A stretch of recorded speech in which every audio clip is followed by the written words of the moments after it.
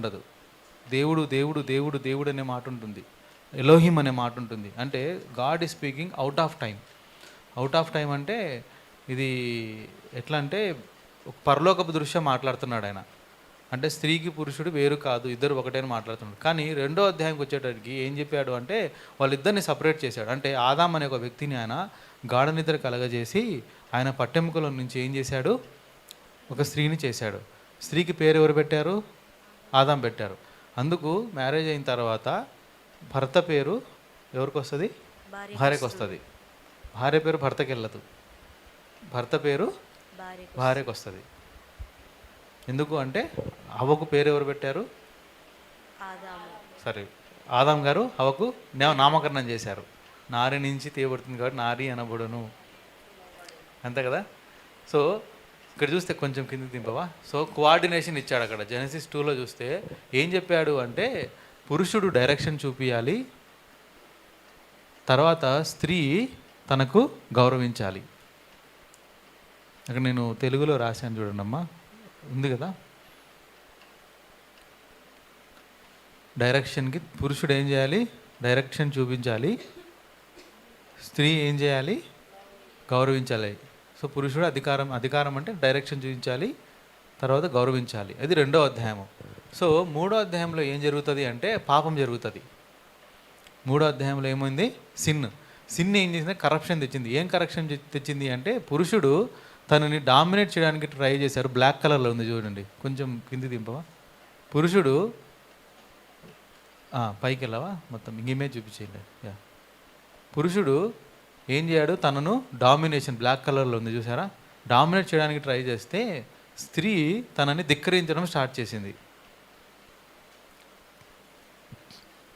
ఆదికాండం 3 ఇది బైబిల్లో ఇందాక కూడా మనం చదివాము. ఏంటంటే చదువుతారు ఒకసారి.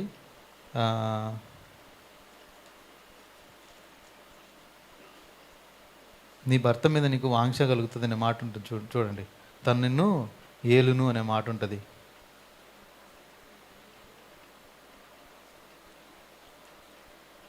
ఇప్పుడు మనం చదివాం కదా, అది వర్స్ 3:16 చదువుతారా. ఆయన స్త్రీతో నీ ప్రయాసమును నీ గర్భవేదను నేను మిక్కిలిగా హెచ్చించేదను, వేదనతో పిల్లలు కందువు, నీ భర్త ఎడల నీకు వాంఛ కలుగును, అతడు నిన్ను ఏలునని చెప్పాను.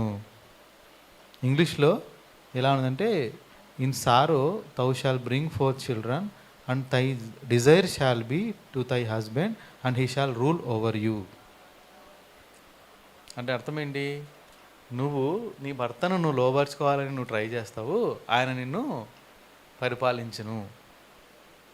వాంఛ అని అర్థం ఏంటి? డిజైర్, లొంగ తీసుకోవాలని నువ్వు ట్రై చేస్తావు, కానీ అతను నిన్ను ఏలును. అది సో ధిక్కరించడము, డామినేట్ చేయడం, ఇది దేవుడి ఆర్డర్ కాదు. ఎప్పుడైతే విమోచన జరిగిందో, ఎప్పుడైతే యేసు ప్రభు వారు శిల మీద మరణించారో అప్పుడు మళ్ళీ ఇప్పుడు మనం ఏ ప్యాటర్న్లోకి వచ్చేసామంటే ఆదికాండం 2వ ప్యాటర్న్లోకి వచ్చేసాము. అంటే కుటుంబానికి పురుషుడు డైరెక్షన్ ఇవ్వాలి, స్త్రీ ఆయనకు లోబడాలి. అంటే ఇప్పుడు గమనిస్తే సువార్త అంగీకరించి దేవుని రాజ్యంలోకి వచ్చిన వాళ్ళకి ఇది ప్రిన్సిపల్. సువార్త అంగీకరించి దేవుని రాజ్యంలోకి వచ్చిన వాళ్ళకు ప్రిన్సిపల్ ఏంటి? పురుషుడు డైరెక్షన్ చూపించాలి, స్త్రీ ఆయనకు లోబడాలి. అంటే ఇద్దరూ సమానమే ఇక్కడ కూడా, కానీ వేరువేరు బాధ్యతలు. ఇద్దరూ సమానమే, వేరువేరు బాధ్యతలు. ఆ బాధ్యతలు ఏంటి? ఒకటి, ఈయన తనకు డైరెక్షన్ అంటే తనను ఒక లీడర్గా ఉండి ఇంట్లో తనను పరిపాలించాలంటే అర్థం ఏంటంటే తనని సంరక్షించాలి. ఈవిడ తనకు లోబడాలి. సో తనకు సాటైన సహాయిగానే చెప్తారనమాట. సో రీస్టోరేషన్ అంటే యేసు ప్రభు రాకడ సమయంలో, అంటే 2వ రాకడ తర్వాత అందరం పునరుద్ధానం అయిన తర్వాత ఇక్కడ ఏం జరుగుతుందంటే మళ్ళీ ఆదికాండం 1వ అధ్యాయానికి వెళ్ళిపోతామా. అంటే అక్కడ స్త్రీకి వేరు పురుషునికి వేరు ఎవరు ఉండరు. స్త్రీకి వేరు పురుషుడికి. అంటే అందుకు మీరు పరలోకంలో దేవదూత వలె ఉంటారంటే అర్థం ఏంటి అంటే there will be no gender. అక్కడ దేవదూత వలె అంటే అర్థం ఏంటి? ఫిక్స్డ్ నెంబర్ అని. ఇప్పుడు దేవదూతల మధ్యలో వివాహాలు ఉండవు. ఇప్పుడు ఫర్ ఎగ్జాంపుల్ దేవుడు సృష్టిలో ఒక 1,000,000 దేవదూతల్ని సృష్టించాడు అనుకోండి. ఇప్పుడు వరకు ఎన్ని ఉంటాయి? అవి 1,000,000 ఉంటాయి. ఎందుకు? వాటిలో జెండర్ లేదు. కానీ దేవదూతలు దేంతో వాళ్ళు పోలుస్తారు అంటే పురుషునితోనే పోలుస్తారు. మీరు బైబిల్లో గమనించినట్లయితే లూకా సువార్తలో కానీ అపోస్తుల కార్యంలో కానీ లేకపోతే దానియేలు గ్రంథాల్లో కానీ మీరు చూస్తే ఒక మనుషుడు అనే మాటనే దేవదూతలకి ఒక మేల్ జెండర్తోనే మాట్లాడతారు. ఇప్పుడు దేవుని మనం ఏ జెండర్తో మాట్లాడతామండి? మేల్ జెండర్తోనే మాట్లాడతాం. అంటే అందులో మనం అందరం ఎవరి స్వరూపంలోకి మార్చబడాలి? అంటే యేసుప్రభు స్వరూపంలోకి మనం మార్చబడాలి. యేసుప్రభు ఎవరు? మేలా ఫీమేలా? మేల్ కదా. ఎందుకు యేసుప్రభు మేల్గా ఎందుకు వచ్చారు అంటే దేవుడు మేల్గానే దేవుణ్ణి మనం సంబోధిస్తాము. అర్థమవుతుందా? సో మనందరం యేసుప్రభు స్వరూపంలో, అరే యేసుప్రభు పురుషుడు, నేను ఎట్లా మారగలను అని అమ్మాయిలు అనుకుంటారా? అనుకోవడానికి లేదు. యేసుప్రభు గుణలక్షణాల్లోకి మారాలి.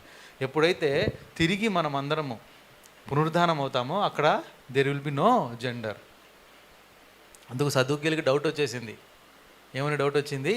ఒక ఆవిడకు 7 మంది భర్తలు ఉన్నారు, ఆమె పునరుద్ధానం అప్పుడు ఎవరికి భార్యగా ఉంటుంది అంటే యేసుప్రభు చెప్తాడు, అక్కడ పెళ్ళిళ్ళు చేసుకోరు, పెళ్ళిళ్ళకి ఇవ్వబడదు. There will be no gender.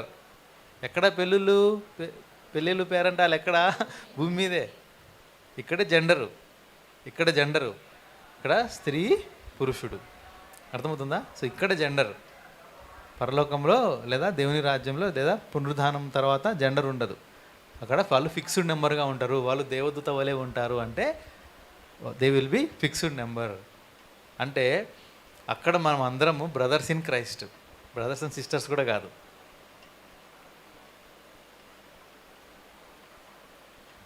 క్రీస్తు స్వరూపంలోకి మనందరం మారబడినప్పుడు పునరుద్ధానం అయిన తర్వాత స్త్రీలు కానీ పురుషులు కానీ అందరూ వెళ్తాం కదా.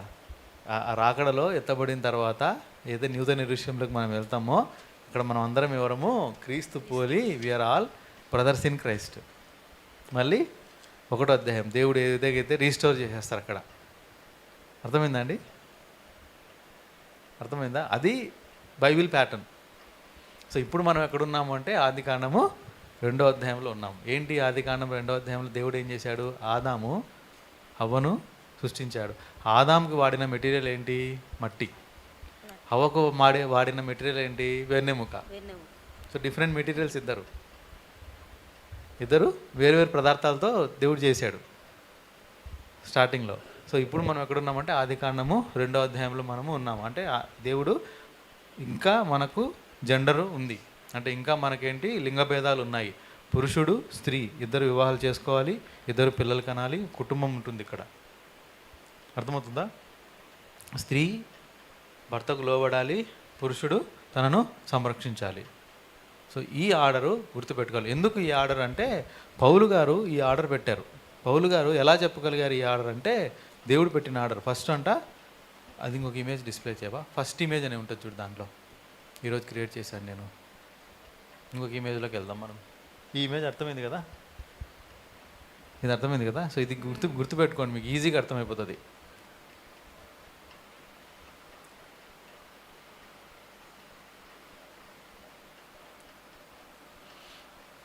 సోర్స్ ఆర్డర్ అని కాకుండా ఈ కింద కింద కింద లాస్ట్ 3rd రోలో లాస్ట్ది థర్డ్ రో ఇది క్లోజ్ చేసి 3rd రో అది ఆల్రెడీ నువ్వు ఓపెన్ చేసుకున్నావు నీ పీపీటీలో. ఇది చూస్తే ఇప్పుడు పౌలు గారు ఒక ఆర్డర్ రాశారు. ఇది నాట్ ఓన్లీ ఫర్ క్రిస్టియన్స్ అండి, ఇది సొసైటీకి ఆర్డర్. ఇది ఏం చెప్తున్నాడంటే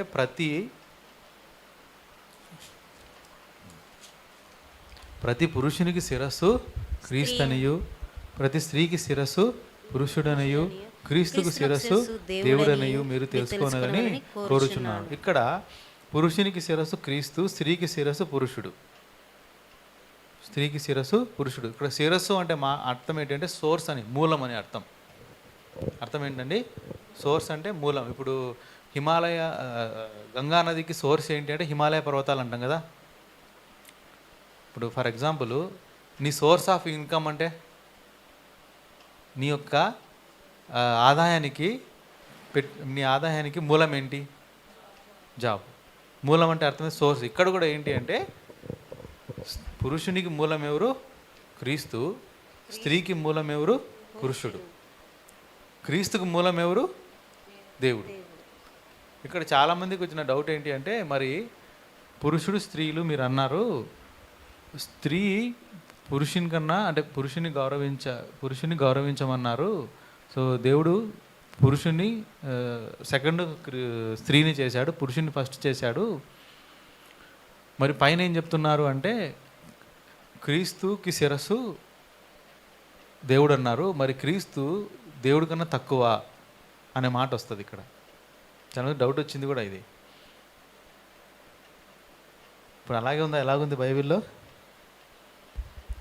ప్రతి పురుషునికి క్రీస్తుకు శిరస్సు దేవుడు. అంటే హెడ్ ఎవరు? యేసుక్రీస్తుకి దేవుడు. అంటే ఇప్పుడు యేసుక్రీస్తు తక్కువ. ఇక్కడ మ్యాన్కి ఎవరు? ఉమెన్కి ఎవరు? మ్యాన్. సో మ్యాన్కి క్రీస్తు అంటే ఫైన్, దేవుడు కాబట్టి అది యాక్సెప్టబుల్, అది ఎవరైనా ఒప్పుకుంటారు. సో కొంతమంది పురుషునికి శిరస్సు స్త్రీకి శిరస్సు పురుషుడైనా ఒప్పుకోరు. ఫెమినిస్ట్ థియాలజన్స్ ఒప్పుకోరు, మేమేం తక్కువ అనేసి అంటారు. ఇది అన్యాక్సెప్టబుల్ అనమాట. ఇక్కడ మీరు గమనించాల్సింది ఏంటి అంటే హెవెన్లీ రీము, ఎర్త్లీ రీమ్ అని రెండు ఉంటాయి మనకి. ఆ డయాగ్రామ్లో మీరు చూస్తే పరలోకపు దృష్ట్యా ఇప్పుడు దేవుడు ఇక్కడ డిస్ప్లే అది ఫస్ట్ ఇమేజ్. దేవుడు యేసుక్రీస్తు ప్రభు వారు ఇద్దరు సమానమే. వాళ్ళిద్దరూ యేసు ప్రభు ఆయన కన్నా తక్కువవాడు కాదు, ఇద్దరు సమానమే, ఇద్దరు దేవుడు. అర్థమవుతుందండి? ఇక్కడ ఏంటి మూలము అంటే యేసుక్రీస్తు ప్రభు వారి పరిచర్యలో ఆయన చాలాసార్లు ఒక మాటలు చెప్తూ వస్తాడు. ఏంటి అంటే నేను దేవుని చిత్తాన్ని నెరవేర్చడానికి వచ్చాను, నేను దేవుడి క్రియలే నేను చేస్తున్నాను. అంటే యేసుక్రీస్తు ప్రభు వారు ఏం చేయాలన్నా ఎవరి దగ్గర నుంచి తెచ్చుకునేవాడు ఆర్డర్స్ అంటే తండ్రి అయిన దేవుని దగ్గర నుంచి తెచ్చుకునేవాడు. తక్కువని కాదు అక్కడ. ఇప్పుడు ఎలా ఉంటుందంటే బైబిల్ పద్ధతి, ఇది మీరు గుర్తుపెట్టుకోవాలి. ఆది కాండం నుంచి ప్రకటన గ్రంథం వరకు బైబిల్ పద్ధతి ఇలాగే ఉంటుంది. దేవాది దేవుడు ఉంటాడు, దేవాది దేవుడి దగ్గర నుంచి వాక్యము భూమి మీదకి ఎవరు తీసుకొచ్చారు అంటే యేసుక్రీస్తు ప్రభు వారు తీసుకొచ్చారు. దేవాది దేవుని దగ్గర నుంచి వాక్యం ఎవరు తీసుకొచ్చారు భూమి మీదకి? యేసు ప్రభు వారు తీసుకొచ్చారు. అది ప్రాక్టికల్గా ఎవరు ఎగ్జిక్యూట్ చేయి చూపిస్తున్నారు అంటే పరిశుద్ధాత్మ దేవుడు చేయించి చూపిస్తున్నారు. ఆది కాండం 1వ అధ్యాయం నుంచి మనకి అదే ప్యాటర్న్ ఉంటుంది. ఆది యందు దేవుడు భూమి ఆకాశాన్ని సృజించెను, భూమి శూన్యంగాను నిరంకారంగాను ఉండెను, దేవుని ఆత్మ జలముల మీద అల్లలాడుచుండే మాట ఉంటుంది. అల్లలాడడం అంటే అర్థం ఏంటి అంటే బ్రూడింగ్, అంటే దేవుని ఆత్మ లైఫ్ ఇస్తుంది అక్కడ. దేవుని ఆత్మ ఏం చేస్తున్నారు అక్కడ? జీవాన్ని ఇస్తున్నారు అనమాట. ఆయన పలుకగా వెలుగు కమ్మని పలుకగా వెలుగాయను, చీకటి కమ్మని పలుకగా. పలుకు అంటే వర్డ్ అనే మాట ఉంటుంది. ఇక్కడ ఏంటంటే అందుకు యేసుక్రీస్తు ప్రభువారు భూమి మీద ఉన్నప్పుడు కూడా ఒక్క మాట చెప్తాడు, నేను నా తండ్రి చిత్తాన్ని చేయడానికి వచ్చాను. ఏం చేయాలి అనేది ఎవరు చెప్పేవాళ్ళు? యేసుక్రీస్తు ప్రభువారికి తండ్రి అనేది ఎవరు చెప్పేవాడు? మూలము. ఆయనకు మూలం ఎవరు? దేవుడు. పురుషునికి మూలం ఎవరు? క్రీస్తు. అంటే పురుషుడు ఎలా చేయాలి, ఏం చేయాలి అనేది ఎవరు చెప్తారు? యేసుక్రీస్తు ప్రభువారు చెప్తారు. అంటే మనం ఎలా బిహేవ్ చేయాలి, మనం ఎలా ఉండాలి, అనేది ఏంటి అనేది మనం ఎవరి చిత్తాన్ని నెరవేర్చారంటే క్రీస్తు చిత్తాన్ని మనం నెరవేర్చారు. పురుషులు ఎవరి జీవితం చూసి నేర్చుకోవాలండి? క్రీస్తు జీవితాన్ని చూసి ఆయన నేర్చుకోవాలి. ఏ విధంగా అయితే క్రీస్తు దేవుని బోధ చేశారో వచ్చి, సో పురుషులు కూడా ఏం చేయాలి? క్రీస్తు దగ్గర నేర్చుకోవాలి. అంటే క్రీస్తు యొక్క అథారిటీ కింద నేను ఉండాలి. ఎవరి అథారిటీ కింద ఉండాలి? క్రీస్తు యొక్క అథారిటీ కింద నేను ఉండాలి. క్రీస్తు ఏది చెప్తే నేను అది చేయాలి. అర్థమవుతుందా? సో ఇప్పుడు స్త్రీకి మూలం ఎవరు? పురుషుడు. స్త్రీకి మూలం ఎవరు? పురుషుడు. సో స్త్రీ ఎవరి దగ్గర నేర్చుకోవాలి అంటే పురుషుని దగ్గర నేర్చుకోవాలి.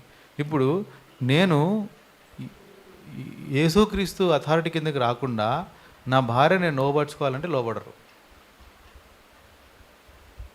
అర్థమవుతుందా? నేను ఎవరి మాట వినాలి? క్రీస్తు మాట వినాలి. క్రీస్తు మాట నాకు ఎక్కడ దొరుకుతుంది? బైబిల్లో దొరుకుతుంది. క్రీస్తు మాట ఎక్కడ దొరుకుతుంది నాకు? బైబిల్లో దొరుకుతుంది. సో నేను క్రీస్తుకు లోబడకుండా నా భార్య నాకు లోబడాలి అంటే అది డిస్టర్బ్ ఫ్యామిలీ అవుతుంది. నేను క్రీస్తుకు లోబడితే ఆటోమేటిక్గా స్త్రీ పురుషునికి లోబడుతుంది. ఎందుకంటే క్రీస్తు మాటలు అలా ఉంటాయి. క్రీస్తు మాటలు ఏం చెప్తాయి? భార్యాభర్తలు ఇద్దరూ సమానము, కానీ భార్య భర్తకు లోబడాలి, భర్త భార్యను సంరక్షించాలి. ఇది బైబిల్ చెప్తుంది. సమానమే సమానమే సమానమే. దేవుడు యేసుక్రీస్తు సమానమే.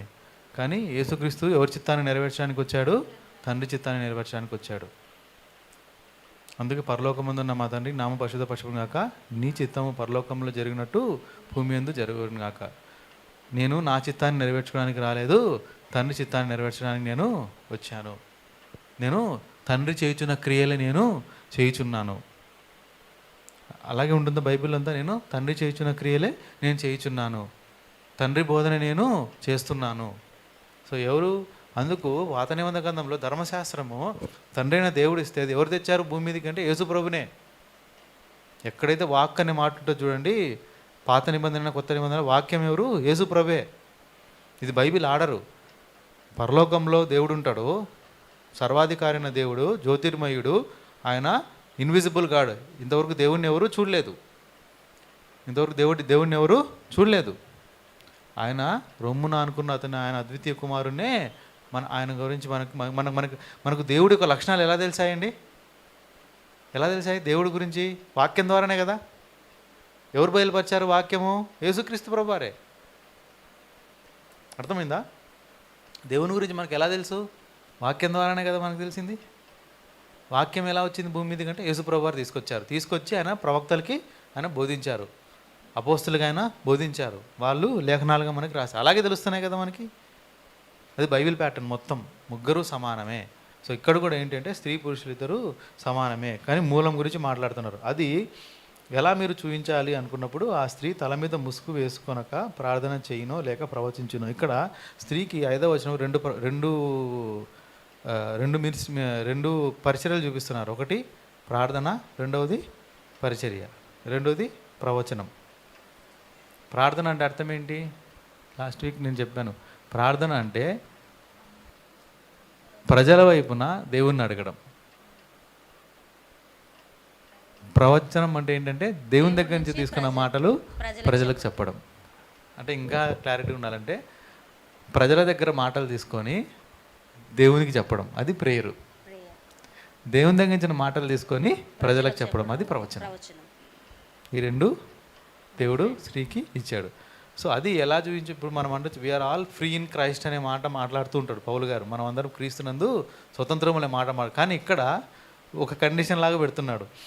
ఏ స్త్రీ తన ముసుగు వేసుకునక ప్రార్థన చేయనో లేక ప్రవచించనో ఆ స్త్రీ తన తలను అవమానపరచును. ఏ విధంగా అది ఆమెకు సౌరం చేయబట్టుగానే ఉండును. స్త్రీ ముసుగు వేసుకొనని ఎడల ఆమె తల వెంట్రుకలు కత్తిరించుకొనవలెను. క్షౌరం చెందినను స్త్రీకి అవమానకైతే ఆమె ముసుగు వేసుకొనవలెను. అంటే ఇక్కడ ఇప్పుడు ఒక అమ్మాయిని అవమానించాలి అంటే క్షౌరం చేస్తే ఎలా ఉంటుంది ఒక అమ్మాయికి? అవమానమే కదా. దేవుడిచ్చిన ఘనత స్త్రీకి ఏంటి? జుట్టు. అదే చెప్తాడు ఆయన అన్నమాట. ఏంటంటే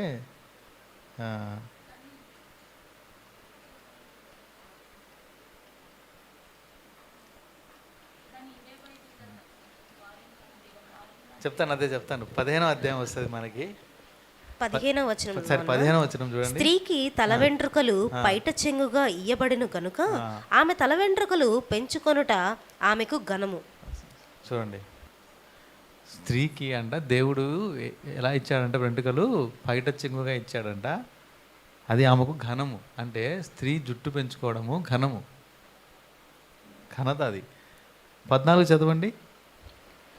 పురుషుడు తల వెంట్రుకలు పెంచుకొనుట అతనికి అవమానమని స్వభావ సిద్ధముగా మీకు తోచును కదా. స్వభావ సిద్ధంగా అంటే ఆల్రెడీ నేచర్ చెప్తుంది ఏంటి? స్త్రీలు పురుషులు జుట్టు పెంచుకోకూడదు అనేసి.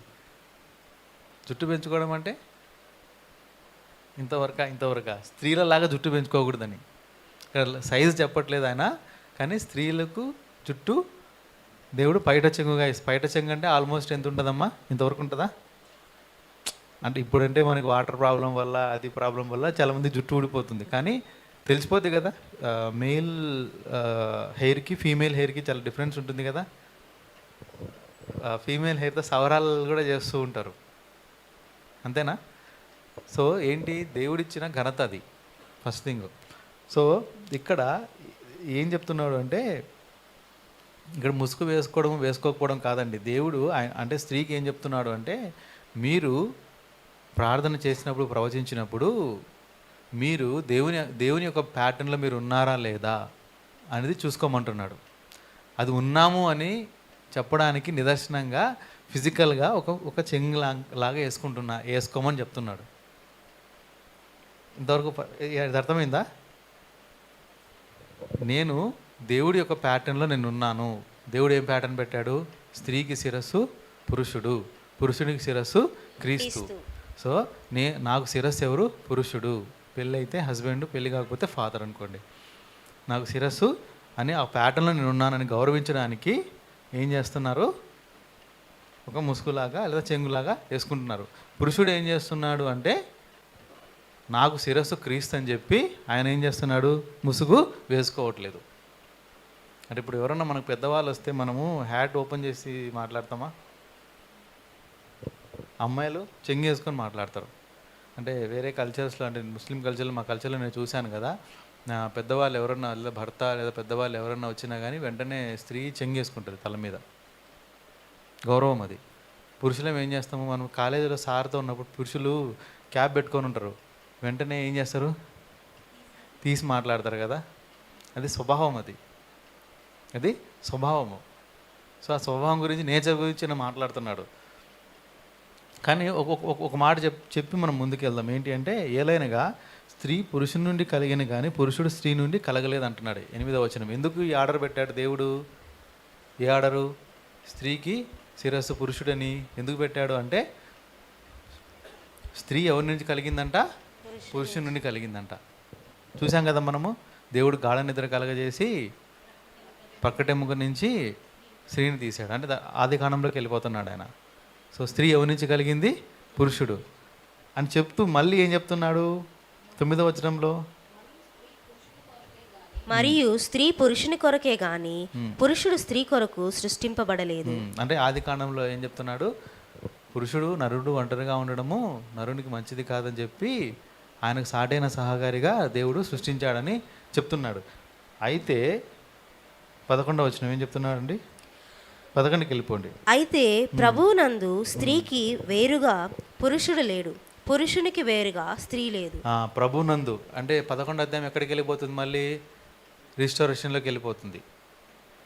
ప్రభువునందు, మనము ప్రభువునందు ఉన్నప్పుడు ఎవరికి? స్త్రీకి వేరుగా పురుషుడు లేడు, వేరుగా ఇద్దరు ఒకటే దేవుని దృష్టిలో. ఇప్పుడు 12 స్త్రీ పురుషుడు నుండి ఎలాగూ కలిగెనో అలాగే పురుషుడు స్త్రీ మూలముగా కలిగెను. మళ్ళీ ఏం చెప్తున్నాడు ఇప్పుడు? అది ఫస్ట్ ఆర్డర్. ఫస్ట్ ఆర్డర్ ఏంటి? పురుషుడు ఉన్నాడు, పురుషుడి నుంచి స్త్రీ కలిగింది. కానీ ఇప్పుడు ఏం చెప్తున్నాడు? మళ్ళీ స్త్రీ నుంచి పురుషుడు కలుగుతున్నాడంట. అంటే ఇద్దరు ఒకరి మీద ఒకరు డిపెండెంట్ అంటున్నాడు. కానీ సమస్తమైనవి దేవుని మూలముగా కలిగి ఉన్నవి. సో దేవుడు పెట్టిన ఆర్డర్ ఏంటి? అంతే కదా. ఇప్పుడు పద్దాక స్త్రీలు పురుషుని నుంచి వస్తున్నారా? ఇప్పుడు ఎలా? అదే స్త్రీ నుంచే కదా వచ్చేది. సో పురుషుడున్న సొసైటీలో విస్తరించదు, ఓన్లీ స్త్రీలున్న సొసైటీ విస్తరించదు. ఎవరు ఉండాలి అంటున్నాడు? ఇద్దరు ఉండాలి. అంటే both are dependent on each other. Both functions are different. ఇద్దరి యొక్క బాధ్యతలు వేరు. ఇప్పుడు లాస్ట్ వీక్ కూడా మనం చూసాము, యేసు ప్రభువులోకి వచ్చిన మాత్రాన ఆమె స్త్రీ పురుషుడు అయిపోతాడా? పురుషుడు స్త్రీ అయిపోతాడా? యేసు ప్రభువులోకి వచ్చిన తర్వాత ఎవరు? భూమి మీద ఉన్నంతసేపు తను స్త్రీగానే ఉంటుంది. యేసు ప్రభువులోకి వచ్చిన తర్వాత కూడా స్త్రీ ఏంటి? భర్తకు లోబడాలి, తన పిల్లల్ని కనాలి. పురుషుడు క్రీస్తుకు లోబడాలి, తను సంరక్షించాలి తన కుటుంబాన్ని. ఇది దేవుడు పెట్టిన, సొసైటీకి పెట్టిన ఆర్డర్ ఇది. కానీ యాజ్ క్రిస్టియన్స్, దేవుని నమ్ముకున్న బిడ్డలుగా మనము అది ఫాలో అవ్వాలి.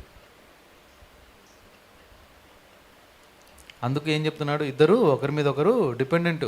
అవును, మీరు గమనించండి, స్త్రీలు చేసే పనులు పురుషులు చేయలేరు, పురుషులు చేసే పనులు స్త్రీలు చేయలేరు. ఒక ఆమె అడిగిందంట ఒక పురుషునితో, నేను నీకు నాకు తేడా ఏంటి, నేను ఏ పనులు చేస్తే ఆ పనులు చేస్తాను అనిందంట ఆమె విమెన్. అంటే అవును నా చేయగలవా, ఏమో నేనైతే నువ్వు ఏ పని చేస్తావు నేను ఆ పని చేయలేను, మీరు పిల్లల్ని కంట నేను కనలేను అన్నాడంట. బ్రిలియంట్ ఆన్సర్ అది. అంతే కదా, దేవుడు పెట్టిన డిఫరెన్స్ అది. సో ఈ డిఫరెన్స్ ఉన్నాయన్నమాట మనకి. సో ఎందుకు ఇలా పైట చెంగు ఇవన్నీ వేసుకోమంటున్నాడు అంటే ఆన్సర్ ఏంటి అంటే పదో వచనం చదువుతారా? ఇందువలన దేవదూతలను బట్టి అధికార సూచన స్త్రీకి తల మీద ఉండవలెను. దేవదూతలను బట్టి. ఎందుకు దేవదూతలను బట్టి అంటే, సో దేవదూతలు ఏం చేశారు,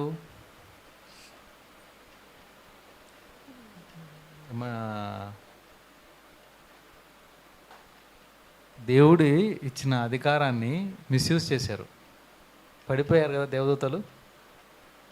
ఎందుకు పడిపోయారు? దేవునికి లోబడాల్సిన వాళ్ళు దేవుని మీదనే తిరగబడ్డారు, అంతేనా? తిరగబడ్డారు కాబట్టి వాళ్ళు పడిపోయారు. ఎందుకు? అధికారం చూపించడానికి ట్రై చేసి. సో సంఘంలో కూడా దేవుణ్ణి మనం ఆరాధించేటప్పుడు మనతో పాటు ఎవరు ఉంటారండి? దేవదూతలు ఉంటారు. సో దేవదూతను బట్టి ఇప్పుడు నేను లోబడట్లేదు అనే ఒక మనసు ఉన్నిందనుకో ఒక స్త్రీకి, వెంటనే వచ్చి మోసపుస్తారు. అర్థమవుతుందా? దేవదూతలు ఏం చేస్తారంటే, పడిపోయిన దేవదూతలు ఏం చేస్తారు, వచ్చి స్త్రీని మోసపుస్తారు. ఆదామును మోసపుచ్చాడా, అవ్వను మోసపుచ్చారు? ఆయన వచ్చి అవ్వను మోసపుచ్చారు. ఎలా మోసపుచ్చాడు? నిజం చెప్పాడు, సగం నిజమే చెప్పాడు. సో స్త్రీల దగ్గర కూడా స్త్రీలు లోబడకపోతే, ఈ సొసైటీ ప్యాటర్న్ని ఫాలో అవ్వకపోతే మోసపోతారు అని చెప్తున్నాడు అనమాట. చూడండి, స్త్రీలు ఇక్కడ 15వ వచనం చూడండి, పైట చెంగుగా ఇవ్వబడిన కనుక ఆమె తల వెంట్రుకలు పెంచుకొనుట ఆమెకు ఘనము. అది.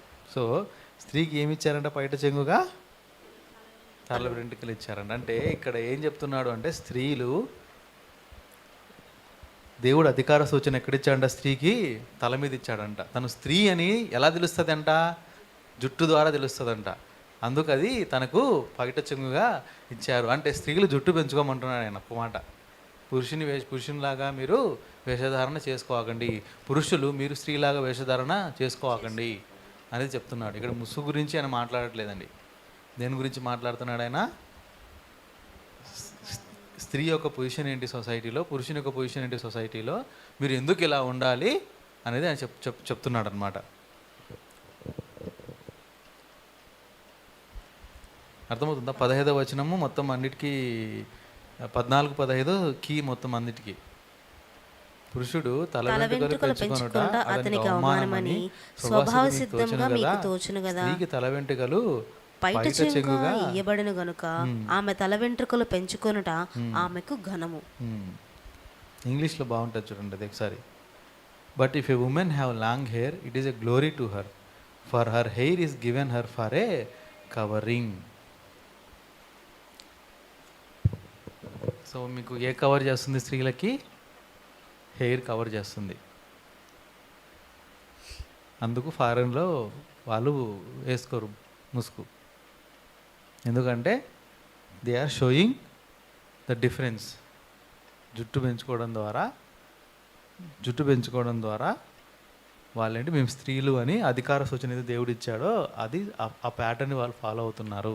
ఇప్పుడు ఎవరన్నా స్త్రీ వచ్చినప్పుడు ప్రవచించినా లేకపోతే ప్రార్థించినా కానీ తన మైండ్లో కానీ తన అధికార సూచన ఎలా చూపిస్తుంది తను అంటే, నేను దేవుడిచ్చిన ఆర్డర్లోనే, అంటే I'm under my husband is covering me అనే ఒక తత్వంతోనే తను ఇక్కడికి వచ్చి పరిచయం చేయాలి. దానికి ఎలా చూపిస్తాం మనము సొసైటీకి కానీ లేకపోతే దేవదూతకు కానీ అంటే, by growing hair or by covering with veil. రెండు విధాలుగా చూపించవచ్చు. ఒకటేంటి, జుట్టు పెంచుకోవడం ద్వారా, తర్వాత ముసుగు వేసుకోవడం ద్వారా. ఇది చాలామంది ఏం చెప్తారంటే అదే ఏమంటారు, పౌలు గారి యాటిట్యూడ్ ఉమెన్కి చాలా అంటే ఎగెనిస్ట్ ఆయన ఉమెన్కి, అందుకు ఆయన ఇలా పెట్టాడని కొంతమంది చెప్తారు. కొంతమంది ఏమన్నారంటే యూదుల గురించి మాట్లాడతాడు, యూదుల్లో కూడా స్త్రీలు ఎక్కడో కూర్చుంటారు, పురుషులు ఎక్కడో కూర్చుంటారు. కానీ యూదుల్లో పురుషులు కంపల్సరీ తల మీద క్యాప్, ముస్లిమ్స్ క్యాప్ పెట్టుకొని వెళ్తారు మస్జిద్కి, తెలుసా? క్యాప్ పెట్టుకొని వెళ్తారు. కానీ ఇక్కడ క్యాప్ తీయమంటున్నాడు పురుషునికి. కొత్త టీచింగ్ ఇస్తున్నాడు కదా, అసలు యూదులకి దీనికి సంబంధం లేదు, జనరల్ ప్రిన్సిపల్ ఇస్తున్నాడు ఆయన. తర్వాత ఏం చెప్తారంటే, అప్పుడు రోమన్ కల్చర్లో లేదా గ్రీకు ఆ ఏరియాలో స్త్రీలు ఎక్కువ జుట్లు పెంచుకొని ఏమంటారు సరిగా ఎట్లా పడితే అట్లా జీవించే వాళ్ళు. అందుకు వాళ్ళని ఆపడానికి మన పౌలు గారు తల మీద ముసుకేసుకోమన్నారు అని చెప్తారు. ఇంకొంతమంది చెప్తారంటే వాళ్ళ దేవాలయాలకి వాళ్ళు ముసుగులు వేసుకొని వెళ్ళేవాళ్ళు వాళ్ళ రోమా దేవతలకు, అందుకు పౌలు గారు పెట్టారు అని. కానీ వాళ్ళు ఎవరు ముసుగులు వేసుకొని వెళ్ళరు దేవాలయాలకి ఎవరు వెళ్ళరు ముసుగులు వేసుకొని.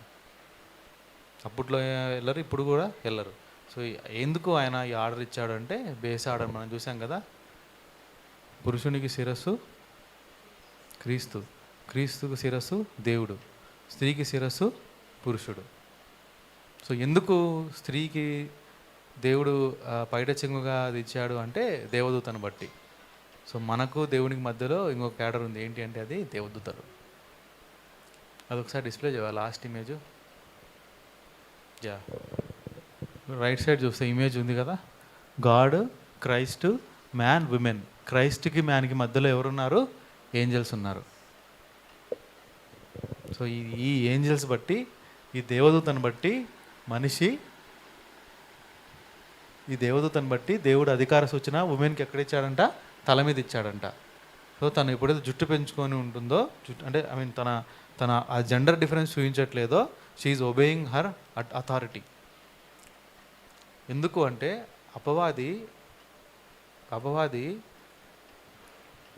క్రీస్తుని దేవునికి అవిధేయగా చేయడానికి ప్రయత్నం చేశారు ఫస్ట్ శోధనలో. ఆయన ఉద్దేశం ఏంటి? ఈ ఆర్డర్ని బ్రేక్ చేయాలి. అపవాది ఉద్దేశం ఏంటి? ఈ ఆర్డర్ని బ్రేక్ చేయాలి. క్రీస్తుకు మూలం ఎవరు? దేవుడు. ఎవరి చిత్తాన్ని నెరవేర్చడానికి వచ్చాడు ఆయన? దేవుని చిత్తాన్ని నెరవేర్చడానికి వచ్చాడు. అపవాది ఏం చేశాడు చెప్పండి? ఆర్డర్ని బ్రేక్ చేయాలని ట్రై చేశాడా?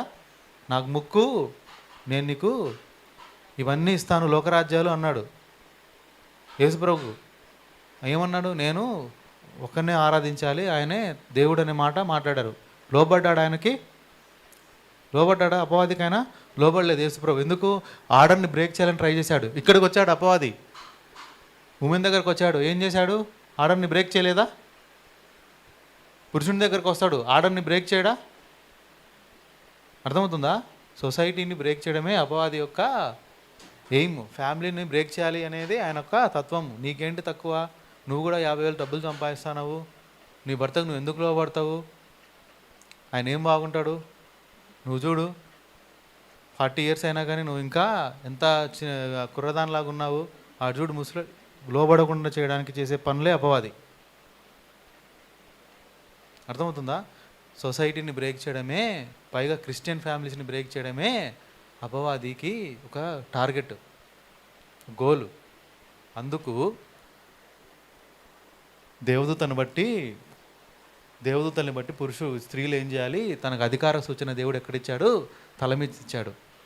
అందుకు తను జుట్టన్న పెంచుకోవాలి, లేకపోతే చెంగన్న వేసుకోవాలి. ఇప్పుడు ఏ విధంగా అయితే క్షౌరం చేయించుకోవడం అవమానము స్త్రీకి, అదేవిధంగా కవరింగ్ లేకుండా ప్రార్థన చేయడం కూడా అవమానం అంటున్నాడు. కవరింగ్ అంటే అర్థం ఏంటి అంటే అధికార సూచన లేకుండా. ఇక్కడ రెండు ఉన్నాయి అధికార సూచనలు. ఒకటి ముసుగు, రెండవది లాంగ్ హెయిర్.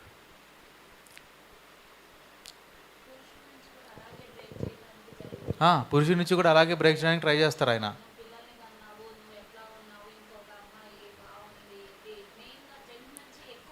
ఎక్కువ టెంప్టేషన్ జెన్కే వస్తాయి.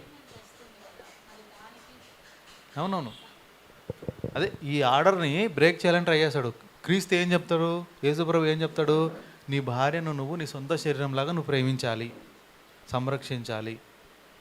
అది క్రీస్తు ఇచ్చే ఆర్డరు.